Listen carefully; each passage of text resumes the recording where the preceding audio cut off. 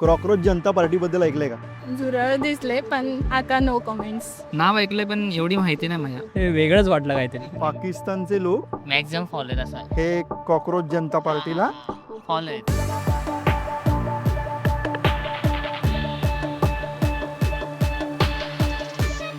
क्या है कांग्रेस, क्या कॉकरोच जनता पार्टी क्या? हाँ कदाचित काय माहिती कॉकरोच जनता पार्टीचे बीजेपीने ते प्रॉब्लेम सॉल्व्ह केले तर तसं पण काय होऊ शकतं. कॉकरोच जनता पार्टी त्यांच्यामध्ये पण जाऊ शकते. मैं उनके लिए पूरा फैन. आप भी अभी खुद को कॉकरोच मान रहे हो? कॉकरोच तो है ही हम लोग. कारण आपण जर यांचा फॉलोअर बघितला तर हा बेसिकली अपर कास्ट लिबरल आणि त्यांच्या नेपाळमध्ये जे झालं ते करायचा दम नाही. मी सरळ सांगतो, ऑन कॅमेरा सांग. जेन झीर मधला एखादा ताजा माणूस आला की ज्याला मागलं काही देणं घेणंच नाही, बघूया काय करायचं असं म्हणून उभा राहायला होईल काहीतरी, बघूया की. आज मला ही कोरी पार्टी आहे आणि त्यावेळी ही कोरी पार्टी आहे ती मला आनंद वाटतो. तरुणाई म्हणजे ही वायूसारखी ऊर्जा आहे, ही तुम्ही कुठल्याही पद्धतीने त्यांना रोखू शकणार नाहीत. ती वेळ येईल ज्यावेळी 2, 3, 4 तास उन्हात उभं राहावं लागेल, ज्यावेळी ह्या यंत्रणांना सामोरं जावं लागेल, ज्यावेळी लाठ्या खाव्या लागतील, ज्यावेळी केसेस अंगावर घ्याव्या लागतील, त्यावेळी खऱ्या अर्थाने ही एक चळवळ म्हणून किती ताकदीची आहे हे आपल्याला दिसेल. 2026 मध्ये सोशल मीडिया आणि जेनझीची भाषा वापरून उभी केलेली अण्णा मूव्हमेंट आहे, अजून काही वेगळं नाही. तू जेव्हा एखाद्या चहाच्या ठेल्यावर जाशील, एखाद्या ड्रॉइंग रूम मध्ये बसशील तर याची कोणीही चर्चा करताना दिसून येत नाही. मग ती चर्चा कशी आहे? उथळ पाण्याला खळखळाट फार. मग ती वाहवत जाणारं पाणी खळखळ करत जातं, ते कुठल्या दिशेला जातं हेही कळत नाही, पण तो खळखळाट दिसतो. तो म्हणजे आत्ता कॉकरोच जनता पार्टीचा ज्या चर्चेचा आवाज आहे त्या खळखळाटासारखा आहे.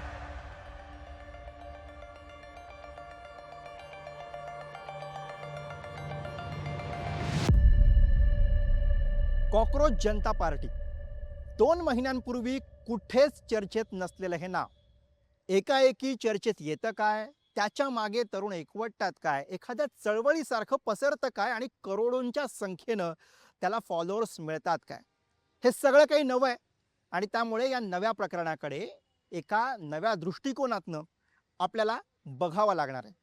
या कॉकरोच पार्टीचं पुढे काय होणार हे समजून घ्यायचं आहे, पण त्यापूर्वी पडद्यामागे नेमकं काय घडतंय, याच्या पाठीमागचं राजकारण काय हे समजून घेऊयात. या आंदोलनाचा फायदा काँग्रेसला होईल किंवा नाही हे सांगता येत नाही, पण आत्ता देशात परिस्थिती अशी की काँग्रेस हा एकमेव विरोधी पक्ष राहिलेला नाही. आता राज्यामध्ये आता मोठे विरोधी पक्ष आहेत, त्यामुळे या आंदोलनाचा फायदा झाल्यास अनेक पक्षांना होऊ शकतो.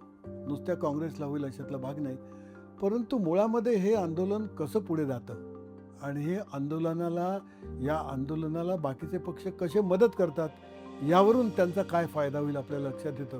पण आता चित्र ते अस्पष्ट आहे. आता आपण पाहतो की जे राजकीय पक्ष आहेत, सर्व राजकीय पक्ष याच्यात विरोधी पक्षांमधला प्रमुख पक्ष काँग्रेस घेऊ, सत्ताधारीमधला प्रमुख पक्ष भारतीय जनता पक्ष घेऊ, या दोन्ही पक्षांनी या चळवळीकडे ज्या सावधपणे पाहिलेलं आहे यावरून लक्षात येतं की फक्त सत्ताधारी पक्षाला या चळवळीची भीती नाही आहे, विरोधी पक्षांमधला जो प्रमुख पक्ष आहे काँग्रेस, त्याला सुद्धा या चळवळीची भीती वाटलेली आपल्याला पाहायला मिळते. चुकीचं वागणं आणि सक्षम नसणं हे सेम गोष्ट नाही आहे ना.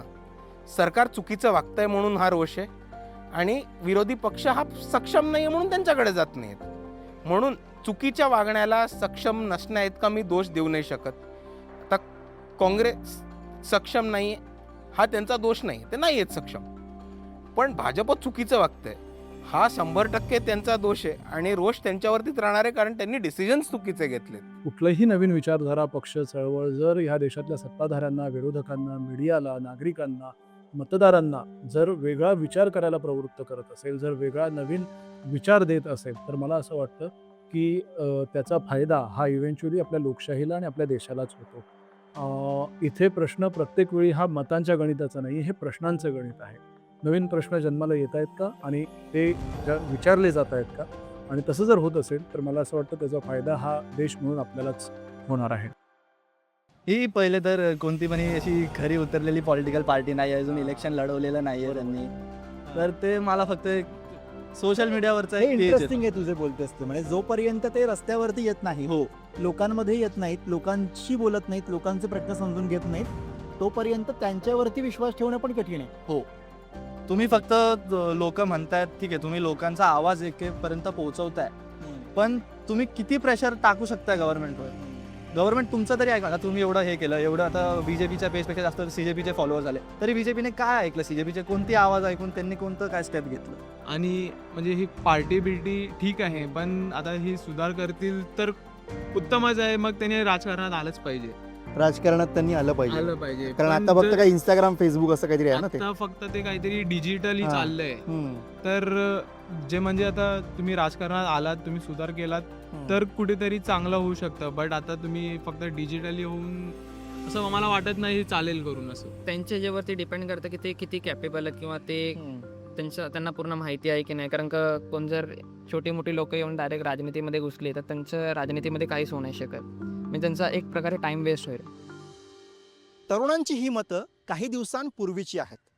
अभिजित दिपके या मराठी तरुणानं अमेरिकेतनं कॉक्रोच जनता पार्टी सुरू केली आणि इंस्टाग्राम, फेसबुक यांसारख्या जेनझीनं भरलेल्या सोशल मीडिया प्लॅटफॉर्म्सवरती त्याला जबरदस्त प्रतिसाद मिळाला आणि चर्चा सुरू झाली. याच चर्चेतनं पुढे आलेल्या या सगळ्या प्रतिक्रिया आहेत. काही तरुणांना असंही वाटत होतं की सोशल मीडियावरनं क्रांती होणार नाही. कॉक्रोच जनता पार्टीला भारत बदलवायचा आहे, भारतातली तरुणाई बदलवायची आहे, पण त्या बदलण्यासाठी त्यांना जमिनीवर यावं लागेल, जमिनीवर संघर्ष करावं लागेल, लोकांना एकत्रित करावं लागेल.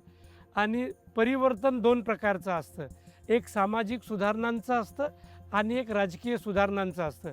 आता ह्या आभासी जगात वावरणाऱ्या लोकांना काल्पनिक आदर्शवादाच्या कल्पना आहेत, ना त्या सामाजिक आहेत ना त्या राजकीय आहेत. जोपर्यंत हे प्रतिबिंबित होत नाही की यांना मिळवायचं काय आणि करायचं आहे काय, तोपर्यंत आभासी जगाचं सत्यात काय उतरणार आहे हे सांगणं फार कठीण आहे. ह्याच नाही, कोणत्याही चळवळीची, कोणत्याही विचारधारेची दिशा ही ऑन ग्राउंड आपण काय साध्य करू शकतो ह्याच्यावर ठरते. आताच्या सोशल मीडिया आल्यानंतर एक नवीन ॲक्टिव्हिजमचा प्रकार आपल्याला पाहायला मिळतो. एक लाईक, एक शेअर केलं की असं आपल्याला वाटतं की आपण ह्या बदलाचा, ह्या आंदोलनाचा भाग झालो आहे, कारण ते खूप सोपं असतं. पण ज्यावेळी आता ती वेळ येईल, ज्यावेळी 2, 3, 4 तास उन्हात उभं राहावं लागेल, ज्यावेळी ह्या यंत्रणांना सामोरं जावं लागेल, ज्यावेळी लाठ्याकाठ्या खाव्या लागतील, ज्यावेळी केसेस अंगावर घ्याव्या लागतील, त्यावेळी खऱ्या अर्थाने ही एक चळवळ म्हणून किती ताकदीची आहे हे आपल्याला दिसेल. त्याविषयी आत्ताच शंका कुशंका काढण्यात अर्थ नाही आहे. मला असं वाटतं की आपण तरुणांकडे फार अपेक्षेने बघितलं पाहिजे. पण आपण जर 2014 पासून बघितलं तर ज्याप्रमाणे नोकऱ्या वाढायला पाहिजे होत्या त्या प्रमाणात नोकऱ्या वाढल्या नाहीत.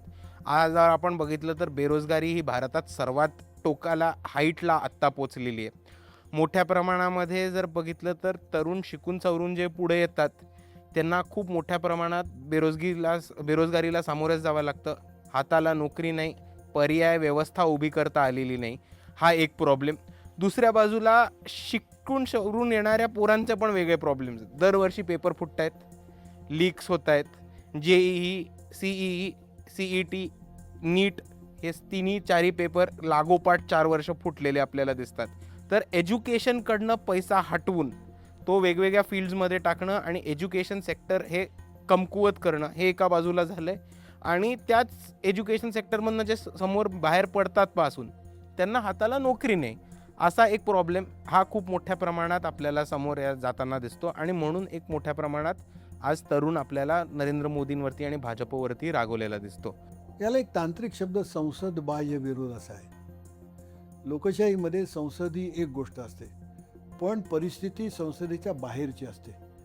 तेव्हा संसद जर नीटपणे काम करणार नसेल, निवडून आलेलं सरकार जर नीटपणे काम करणार असेल, तर लोकांनी 5 वर्ष थांबायचं का? तर अशा वेळी हा प्रश्न असा पडतो की एक्स्ट्रा पार्लमेंटरी फोर्सेस भारतामध्ये संसद काम करत असते, सरकार काम करत असतं, पण त्यांना ताळ्यावर आणणाऱ्या संस्था ह्या अत्यंत कमकुवत झालेल्या असतात किंवा कधीकधी त्या संस्था त्यांच्याच कच्छेपी लागलेल्या असतात. आणि त्यामुळे संसद किंवा सरकार हे एकतर्फी आपल्या पद्धतीने जात असतं. त्यामुळे जनता एकीकडे आणि सरकार एकीकडे अशी परिस्थिती असते.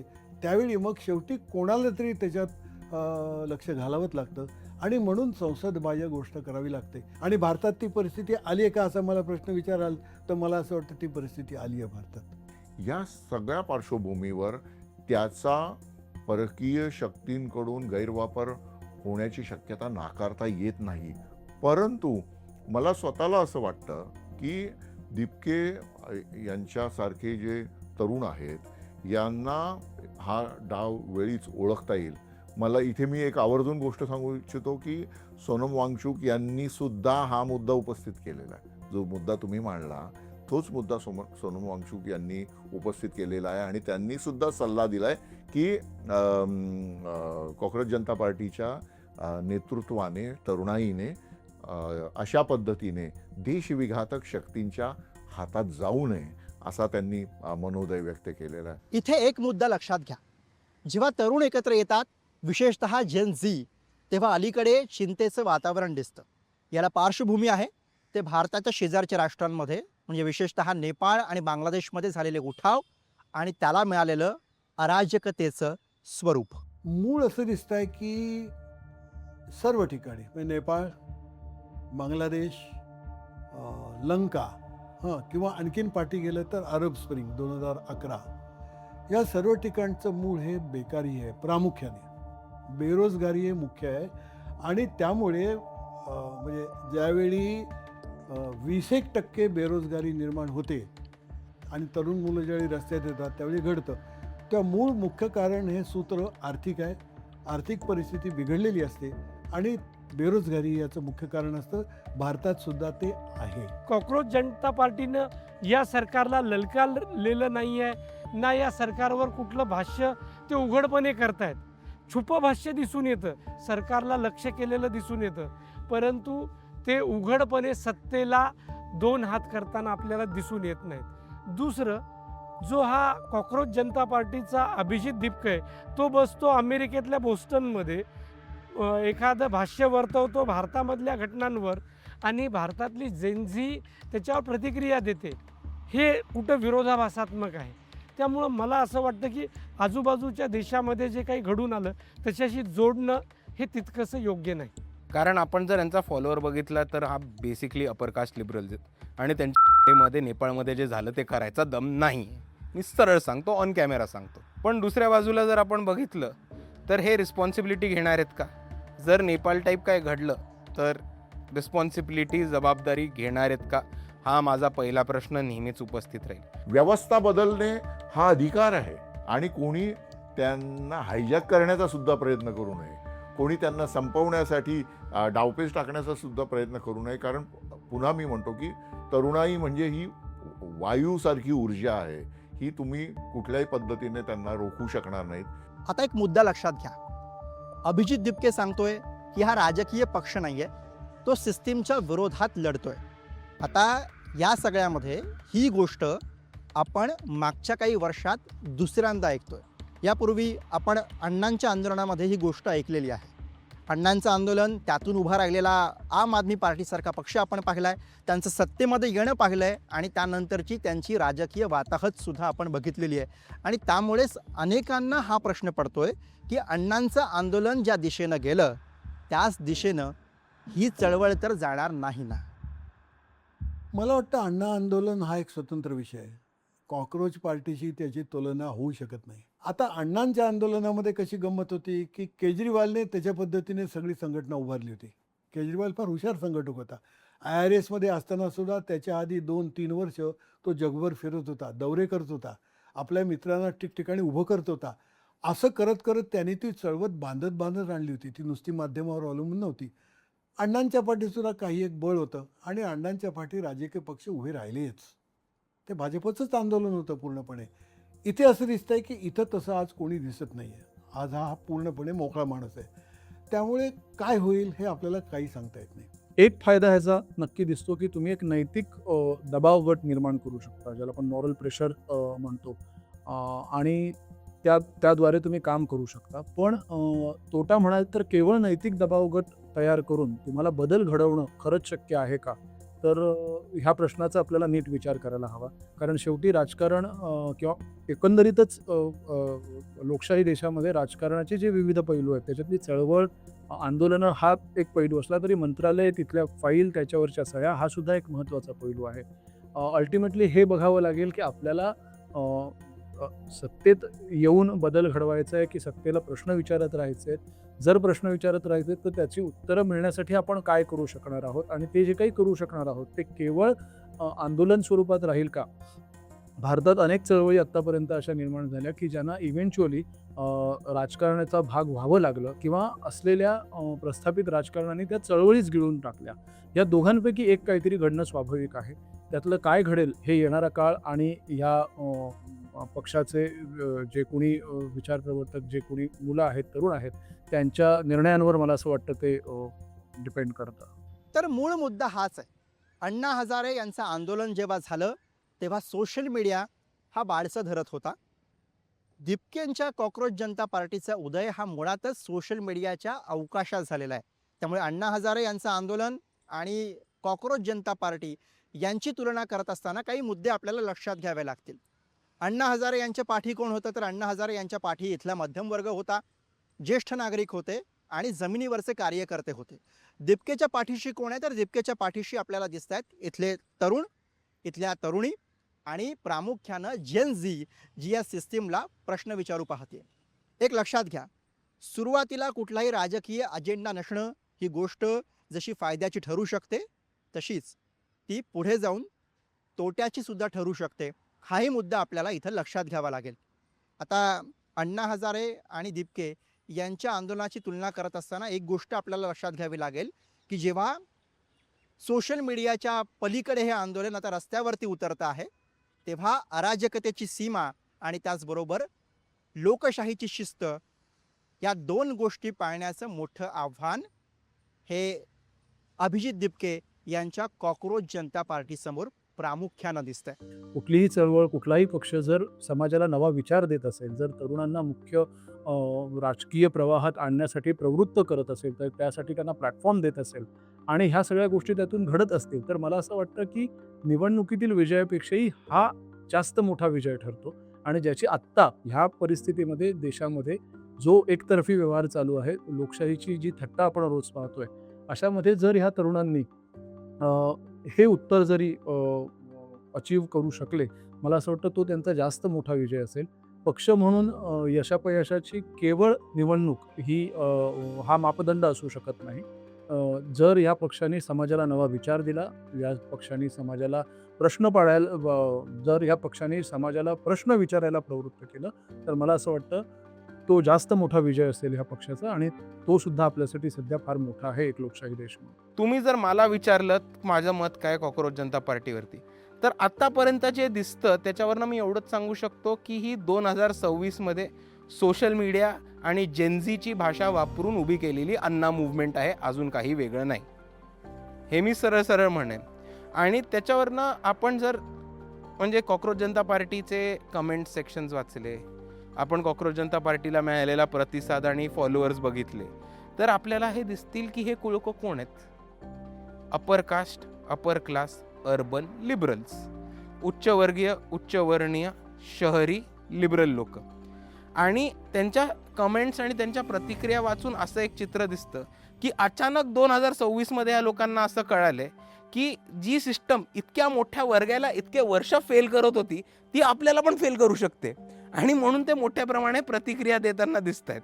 आणि असं मला हे चित्र कॉक्रोच जनता पार्टीचं दिसतं. कॉक्रोच जनता पार्टी नावाची एक कल्पना सोशल मीडियावर दिसून आली आणि तरुणाई अक्षरशः त्याच्यावर तुटून पडली. तुला ही जी चर्चा दिसते आहे ती सगळी काही सोशल मीडियावर आहे, फेसबुक, इंस्टाग्राम, ट्विटरवर. पण तू जेव्हा एखाद्या चहाच्या ठेल्यावर जाशील, एखाद्या ड्रॉइंग रूममध्ये बसशील, तर याची कोणीही चर्चा करताना दिसून येत नाही. मग ही चर्चा कशी होते? तर माणूस जेव्हा सोशल मीडियाला लॉग इन करून त्याच्यावर स्क्रोल करत असतो, त्या स्क्रोलिंगवर होणाऱ्या चर्चेत सहभागी होणारी ही बघ्यांची गर्दी आहे. ह्या बघ्यांच्या गर्दीत सगळे येतात, स्वतःची मतं मांडतात आणि पुन्हा दुसरा कुठला विषय आला की त्याच्यावर ही तरुणाई आणि फॉलोवर्स निघून गेलेले आपल्याला दिसून येतात. तू जेव्हा कॉक्रोच जनता पार्टीच्या संदर्भात एक सोशल स्ट्रॅटेजी असं म्हणालास, मला यात कुठलीही स्ट्रॅटेजी दिसून येत नाही. मग ती चर्चा कशी आहे? उथळ पाण्याला खळखळाट फार. मग ती वाहवत जाणारं पाणी खळखळ करत जातं, ते कुठल्या दिशेला जातं हेही कळत नाही, पण तो खळखळाट दिसतो. तो म्हणजे आत्ता कॉक्रोच जनता पार्टीचा ज्या चर्चेचा आवाज आहे त्या खळखळाटासारखा आहे असं माझं मत आहे. हे सगळं राजकीय स्ट्रक्चर ह्या देशातलं पूर्णपणे सडलेलं आहे. यांच्याकडले राजकीय आर्थिक विचार हे आता इररेलिव्हंट झालेले आहेत. ह्या लोकांना आज जगातले प्रश्न मुळात समजतच नाही आहेत आणि 2026 सालच्या प्रश्नाला हे लोक 1826 सालची उत्तरं घेऊन तोंड द्यायचा प्रयत्न करत आहेत. अशा वेळी जेन झीमधला एखादा ताजा माणूस आला की ज्याला मागलं काही देणं घेणंच नाही, काही मला मागलं देणं घेणं नाही आहे, मला माझ्या पिढीचं पाहायचं आहे, बघूया काय करायचं असं म्हणून उभा राहायला होईल काहीतरी. बघूया की आज मला ही कोरी पाटी आहे आणि त्यावेळी ही कोरी पाटी आहे ती मला आनंद वाटतात. शेवटी एक प्रश्न उरतोच, सोशल मीडियातनं आलेलं हे वादळ देशाला नवी दिशा देणार की सोशल मीडियावरच्या बुडबुड्याप्रमाणे विरून जाणार? तुम्हाला काय वाटतंय? कॉकरोच जनता पार्टीचं पुढे काय होणार? या पार्टीचं भवितव्य काय? कमेंट करा आणि व्यक्त व्हा. या व्हिडिओसाठी कॅमेरा हाताळलाय माझा सहकारी अमर सकपाळ याने. मुंबईतनं बोलभिडूसाठी मी गुरुप्रसाद.